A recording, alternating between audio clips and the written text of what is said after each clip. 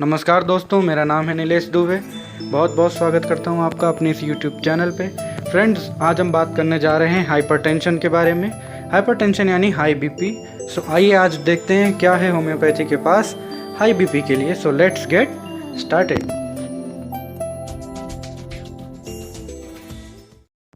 दोस्तों, सबसे पहले हम बात करेंगे कि हाइपरटेंशन होता क्या है। फ्रेंड्स, जो ब्लड वेसल्स होते हैं, जो कैपिलरीज, आर्टरीज, जो वेन्स होती हैं, उनमें ब्लड का जो प्रेशर होता है उसका बढ़ जाना ही हाइपरटेंशन कहा जाता है।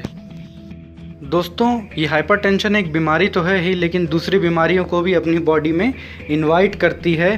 फॉर एग्जांपल, अगर किसी भी जगह का ब्लड प्रेशर बढ़ता है, किसी भी ऑर्गन का ब्लड प्रेशर बढ़ता है, तो वो ऑर्गन ठीक से काम नहीं करेगा।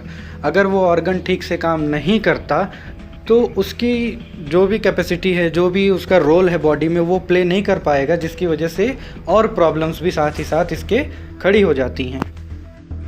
दोस्तों, इससे पहले हम हाई बीपी के बारे में और कुछ जानें, मैं आपको बताना चाहूँगा नॉर्मल वैल्यू कितनी होती है बीपी की।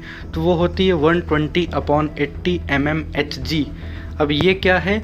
120 जो है वो सिस्टोलिक प्रेशर है। सिस्टोलिक प्रेशर मतलब हार्ट जितनी प्रेशर से ब्लड को ऑर्गन्स की ओर फेंकता है उसको सिस्टोलिक प्रेशर कहते हैं। और जो डायस्टोलिक प्रेशर है, मतलब जो 80 की वैल्यू शो कर रहा है आप लोगों को, वो डायस्टोलिक प्रेशर है। डायस्टोलिक मतलब ऑर्गन से वापस वो ब्लड कितनी तेज़ी के साथ, कितनी प्रेशर के साथ खींच रहा है रिटर्न अपने पास, उसको डायस्टोलिक प्रेशर कहते हैं। उसी के साथ फ्रेंड्स, नीचे और पल्स की वैल्यू भी आपको दिख रही होगी। वो पल्स मतलब हार्ट रेट होता है।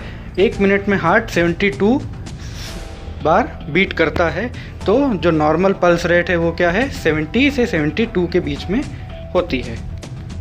अगर ये सारी वैल्यूज़ बढ़ जाएं, किसी भी कारण से अगर बढ़ जाएं, तो उस कंडीशन को हाइपरटेंशन कहा जाता है। और अगर घट जाएं तो हाइपोटेंशन यानी लो बीपी कहा जाता है। इस टॉपिक को हम किसी और वीडियो में कवर करेंगे। फिलहाल हम बात करेंगे हाइपरटेंशन के बारे में, क्या क्या कारण हैं अब ये जान लेते हैं। दोस्तों, जो सबसे पहला और सबसे पॉपुलर कारण है हाइपरटेंशन का आज की लाइफस्टाइल में, वो है स्मोकिंग और अदर एडिक्शन। अगर किसी भी प्रकार का कोई नशा कर रहे हैं तो कैंसर के साथ साथ उतनी ही पॉसिबिलिटी हाइपरटेंशन की, उससे ज़्यादा ही पॉसिबिलिटी हाइपरटेंशन की बॉडी में बनती है।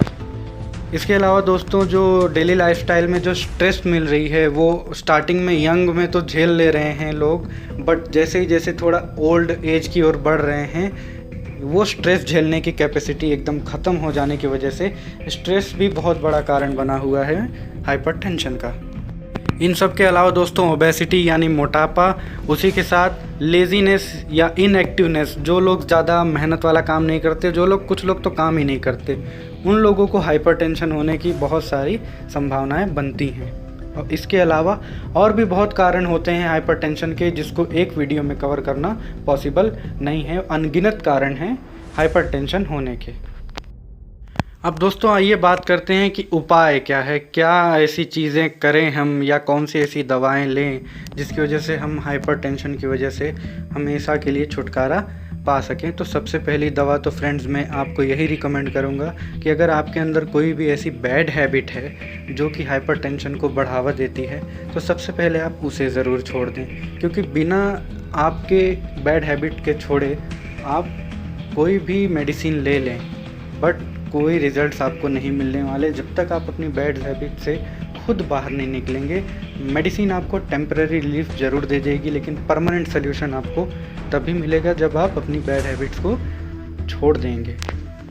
आइए दोस्तों, अब बात कर लेते हैं मेडिसिन्स की। तो सबसे पहली मेडिसिन जो हाइपरटेंशन के लिए है वो है एकोनाइटम नेप्लेस।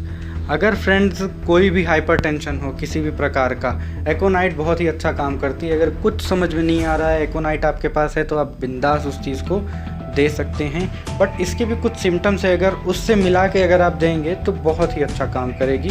क्या है वो सिम्टम्स, आइए देखते हैं।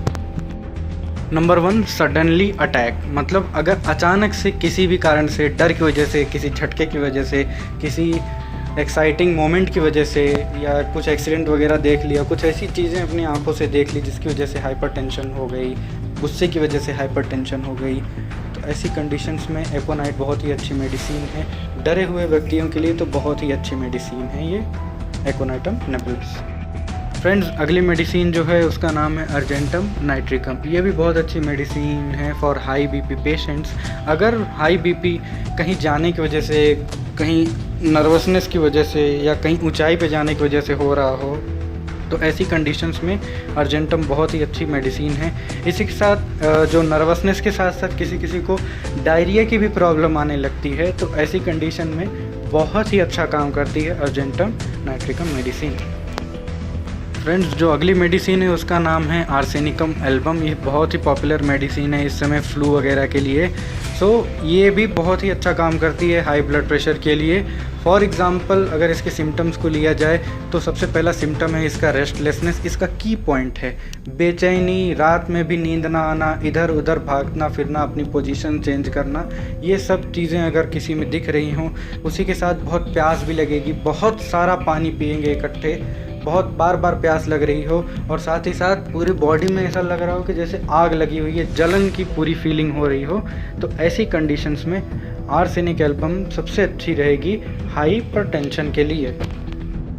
दोस्तों अब बात कर लेते हैं वीडियो की लास्ट मेडिसिन के बारे में, तो उसका नाम है नक्सवामिका। ये भी बहुत पॉपुलर होम्योपैथिक मेडिसिन है।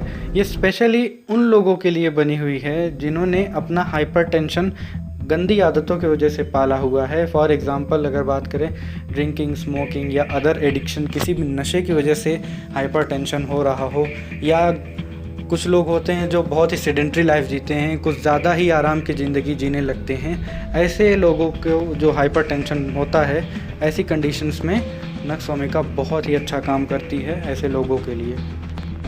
इन सब के अलावा दोस्तों होम्योपैथी में और भी बहुत सारी मेडिसिन्स हैं जो कि हाई बीपी के लिए काम आती हैं। बहुत ही अच्छा रिज़ल्ट है उनका, बट उन सारी मेडिसिन्स को एक वीडियो में कवर करना कम्प्लीटली इम्पॉसिबल है। So friends that's all for today. अगर वीडियो अच्छी लगी हो तो लाइक, शेयर, सब्सक्राइब करना बिल्कुल ना भूलें। Thank you, thanks for watching.